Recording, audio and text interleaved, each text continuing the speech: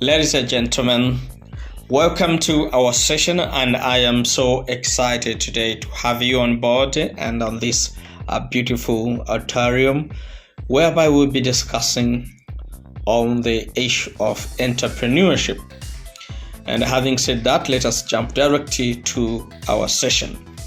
Now, the biggest question that everyone has to be asking her or himself is, what is entrepreneurship? By definition, entrepreneurship is the act of creating, organizing, and running a business venture along with its uncertainties to make a profit.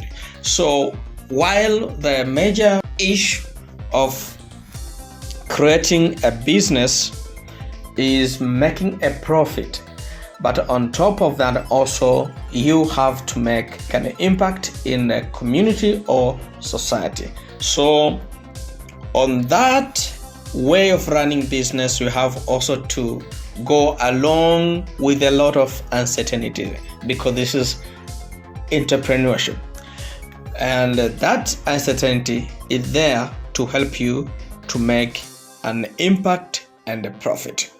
So entrepreneurship is a lifeblood of economic growth, driving innovation, creating jobs, and improving living standards of the people. So, let us see now the key characteristics of an entrepreneur. Because for you to become a great entrepreneur, you have to actually have these characteristics. Number one, risk taker. An entrepreneur has to become a risk taker. And then number two, resilient. That's why I told you that entrepreneurship is the process also of doing business, but along with that, you have to take uncertainties. You have to endure uncertainties. So you should have that character of being resilient. And also you should be a visionary. You have to see the market. You have to see the brand, the trends. So all of these should be there in you as an entrepreneur. And also as an entrepreneur, you should be a strategic person. You have a lot of things to plan strategically so that you can execute in a very good and fashionable manner. And also you have to be adaptable. So adaptability is one of the key factor or key characteristic of an entrepreneur. And also you have to be innovative, because for you to stand out in the market, you have to have such an ability to innovate and make innovation in a different aspects of the business. On top of that, entrepreneurs can keep up with market trends, adapt to regulatory change, and embrace technological advancement. So let us say, for example, in 2015, you were importing cosmetics in Tanzania, and those cosmetics were registered by TFDA at that time, which is now TMDA.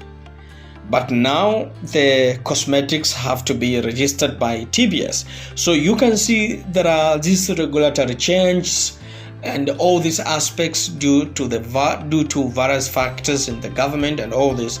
So you should be able to embrace, but also to go and adapt with change which are happening in your business arena. Now, having said that, now let us see the entrepreneurship skills. Now we are going to see entrepreneurship skill. Number one skill is leadership and management. Now here you have to lead teams, you have to make strategic decisions, you have to manage resources efficiently, etc. And number two is financial literacy and management. In this way, you have to understand budgeting. You have to understand and execute also financial planning, financial statements. You have to be able to understand what is a loss profit report and all those statements which are very essential in the sector of business. And also you have to be able to manage cash flow. what is coming in, what is going out, what's the profit, what's the gross profit, and what's the net profit, what are running costs, okay, all this, what's a capital cost.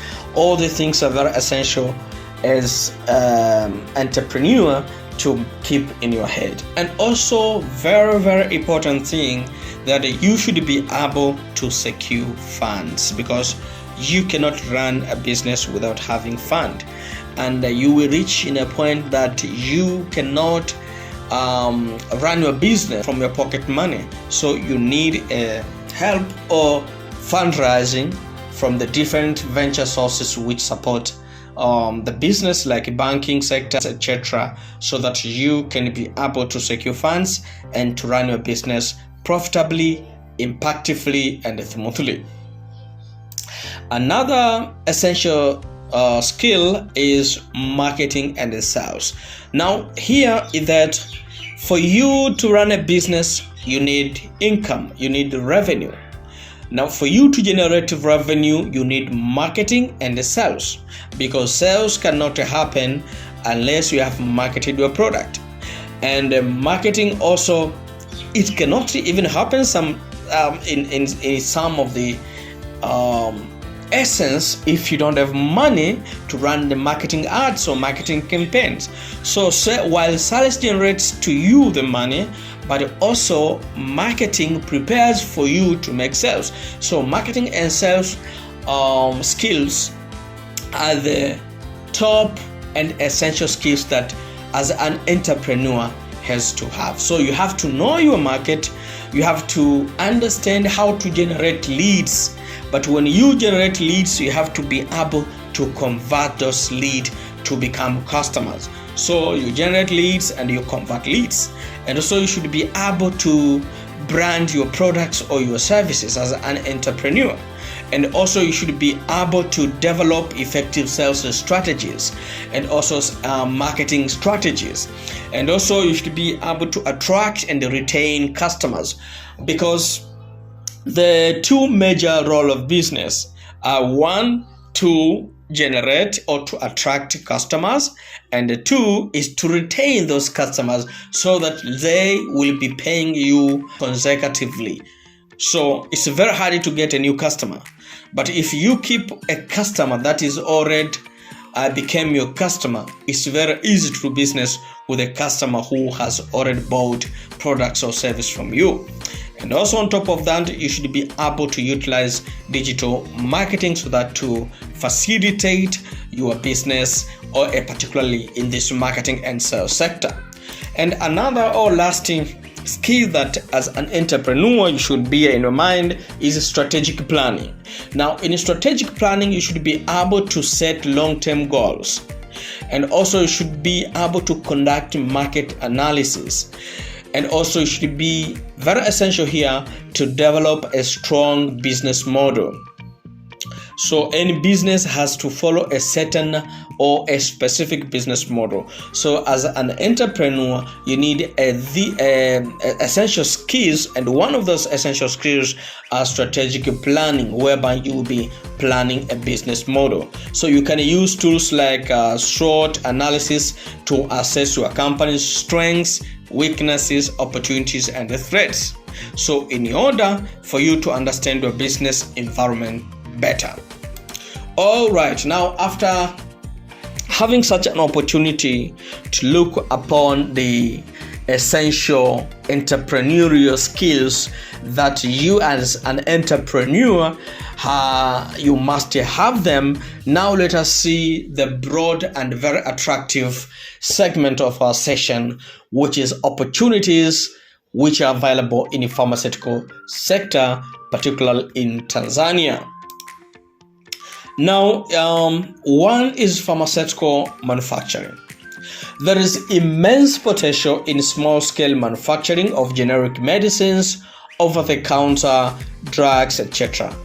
And keep in mind that the Tanzanian government now focus on local manufacturing to reduce import dependence. So in that way of the government encouraging local manufacturing directly creates a golden opportunity for young entrepreneurs to enter in this venture of manufacturing or pharmaceutical manufacturing. And another sector also is distribution and supply chain. You can start your pharmaceutical distribution company or improving logistics and supply chain management, which will give you a very lucrative income. And also, you can enter in efficient distribution channel and innovative supply chain technologies like blockchain and Internet of Things. These all can help you significantly to help or to enhance your business. You can also venture into pharmaceutical retail, opening and managing community pharmacies, or even specialized pharmacies like compounding pharmacies, those pharmacies which manage diabetes or heart disease, etc., or reproductive problems or challenges, can meet the high demand for accessible healthcare services in Tanzania, and in that way you can generate income very, very attractively. Another sector is healthcare technology. Now, the rise of e-pharmacies, online health services, telemedicines, and health apps presents a frontier of opportunities. Regulatory landscapes are evolving to accommodate these innovations, making this an exciting field for entrepreneurs. But you have to be very careful to communicate with the TMDA to see what is possible if you want to make an e-pharmacies or application, which medicines are allowed to sell online, and in which aspects that you can run your business smoothly while following the regulatory needs or requirements of the country. Now, after having such a great opportunity to look upon the opportunities available in Tanzania, particularly in pharmaceutical sector, now let us come to very, very essential aspect of business, which is a business plan. Now, business plan has been into different and a huge discussion among the people, but there is a very simplified way of conducting or preparing business plan. Now, today I will not be talking in details about business plan and all those aspects which are included in a business plan. Rather, I will be looking in the business model canvas. Business model canvas is the one of very, very essential and the simplest way to create your business plan. So let us look in detail what is a business model canvas. Now, in a business model canvas, we have 9 things to keep in mind, 9 things to work upon, 9 things to consider for us to run the business very smoothly. And those things we're going to look in details for each segment or each aspect of these 9 factors or 9 essentials of the business model canvas. Number 1 is customer segments. Number 2 is customer relationship. Number 3 is value propositions. Number 4, key activities. Also, number 5 is key partners. We'll be looking also number 6, key resources. Number 7, channels. Number 8, cost structure. And number 9, revenue streams. Now let us have a great and incredible opportunity to look upon each of these sectors or factors.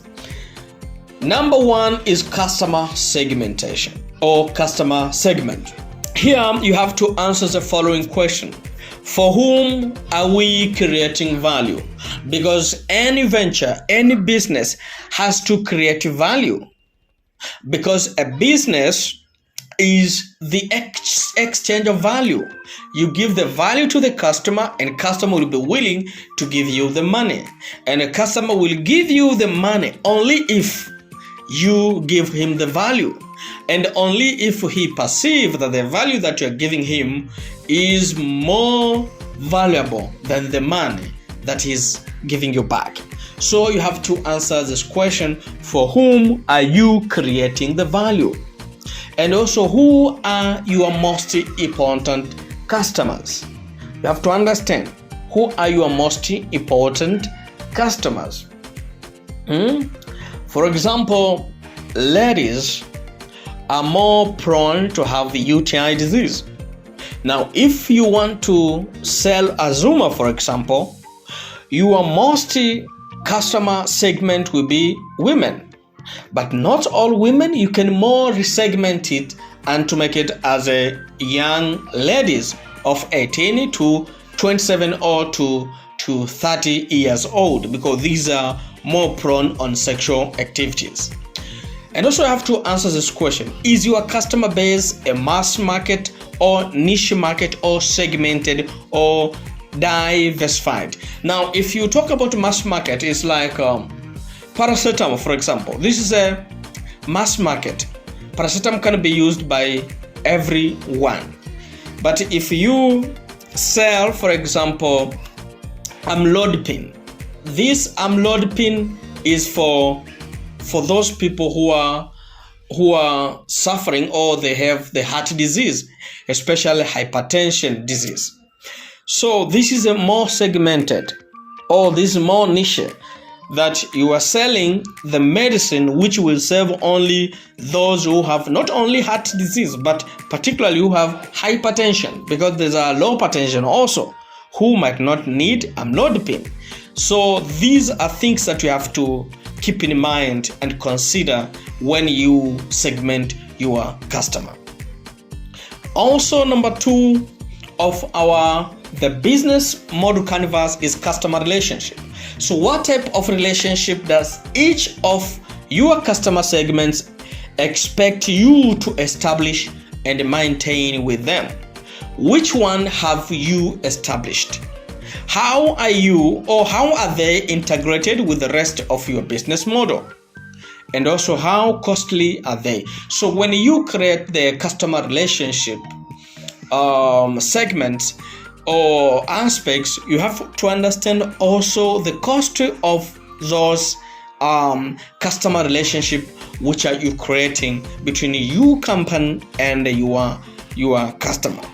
And number 3 is value proposition. What value do you deliver to the customer? Which one of your customers' problems are you helping to solve? What bundles of products and services are you offering to each customer segment? And which customer needs are you satisfying? For example, examples of value proposition: newness, performance, customization, quality, cost reduction, risk reduction, accessibility, etc. For example, in case of our company, Talanta Pharmaceuticals, our value proposition is we care, we cure. So we care for our customers, but also we care for our last or final consumer, because our customers are those who are coming to buy in bulk the pharma product from us. But also have to ensure that the final, the last consumer also is getting care and has to be cured, because if you take a medicine to the patient, the first role of the medicine is to cure or to alleviate the pain to the patient. So wherever we procure the products or wherever we store our products, we make sure that we need to procure and to secure our products so that they can complement our value proposition of cure. But the way we care our customer also is very important. So as an entrepreneur, in the case of value proposition, you're supposed to come up with your value proposition, which determines and reflects the credibility and the ethics of your ethics and more of your company. After having value proposition, let's go now to see number 4, which is key partners. You have to answer the following question. Who are your key partners? Who are your key suppliers? Which key resource are you acquiring from partners?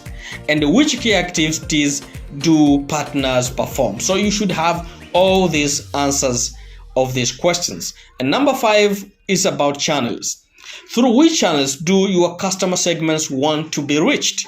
Through WhatsApp, through email, through Zoom call, etc. And how are you reaching them now? How are your channels integrated? Which ones work best? And which ones are most cost efficient? You have to have answers of this question. And number 6 is about key resources. Now, what key resource do your value proposition require? Your distribution channels require? Your customer relationship requires, etc.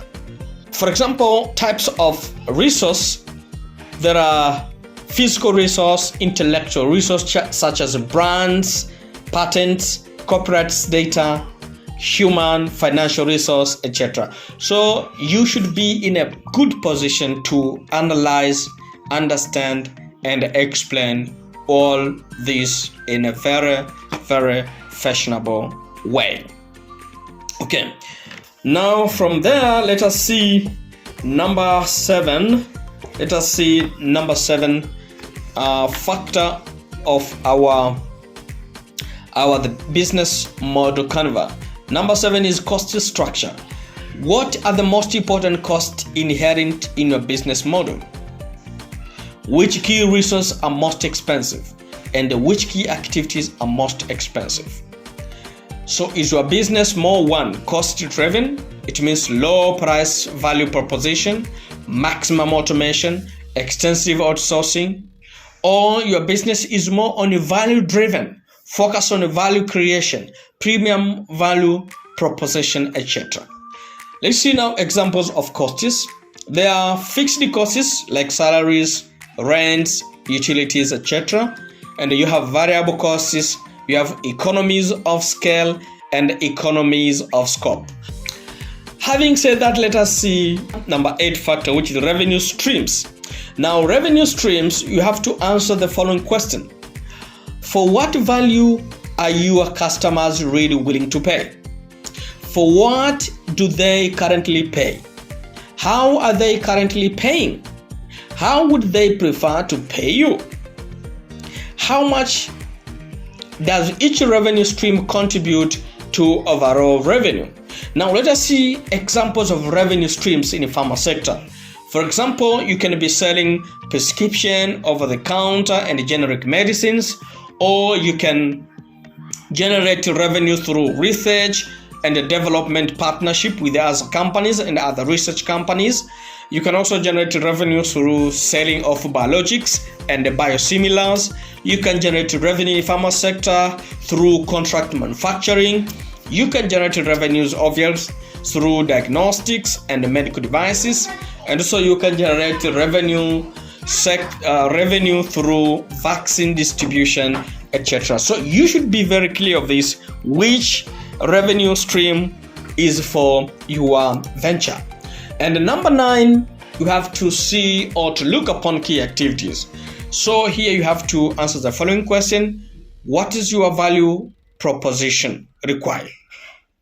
And also your distribution channels require. What does your distribution channel require? What does your customer relationship segment require? And what your revenue streams require. So these are activities that you have to keep in your mind, and you have to document them so that you can run your venture and your business very smoothly and very, very easily. Now, one of the key activities that you can be considering to run your business are, example, production, problem solving, networking, import, export, etc.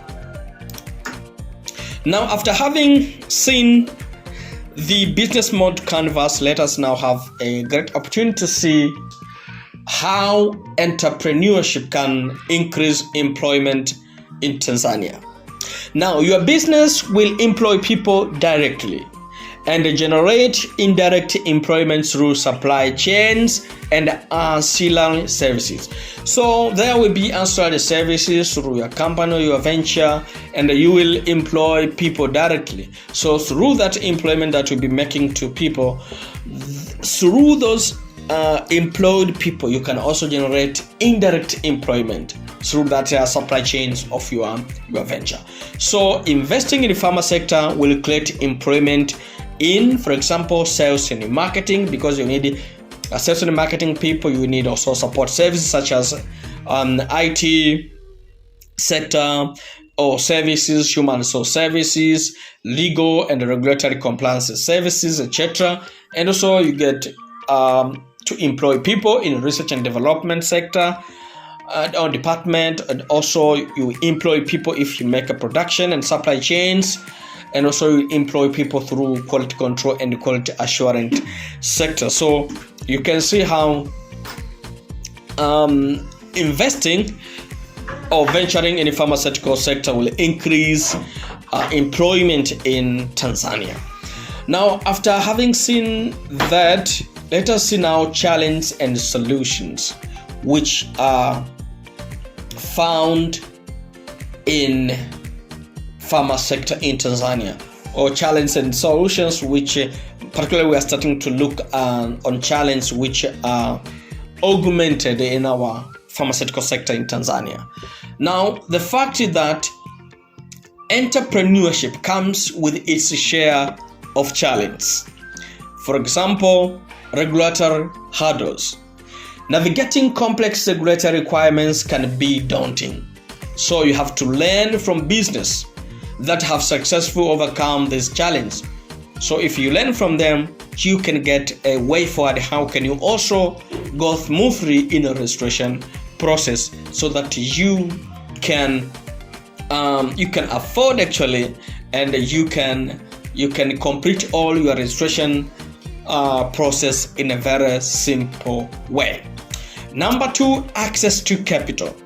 As I have said before, running a business without capital is not possible. You need capital, and securing funding is often a major hard thing. So how can you do that, or make at least easy to get that?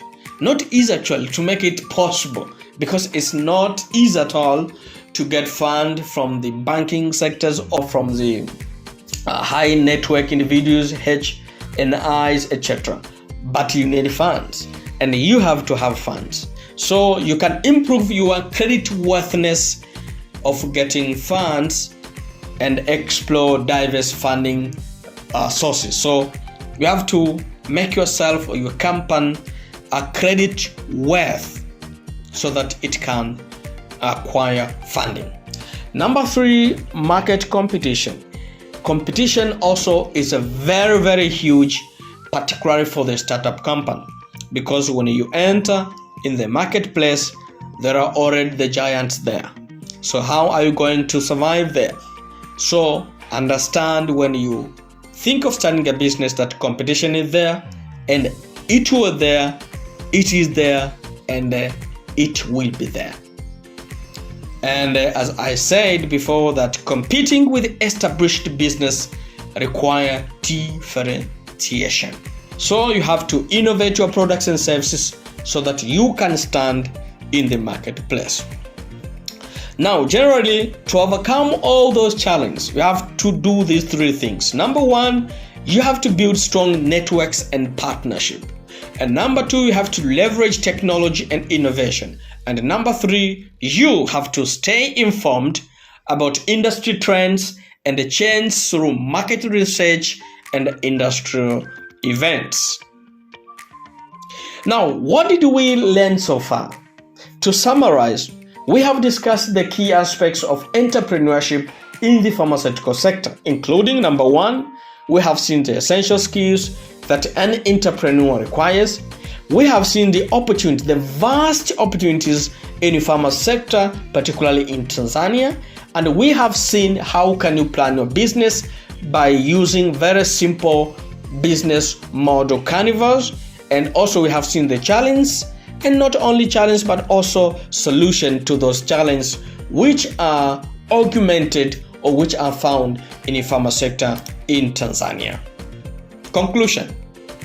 As we conclude, I urge each one of you, my friends, to pursue entrepreneurial ventures in this vibrant sector of pharmaceuticals.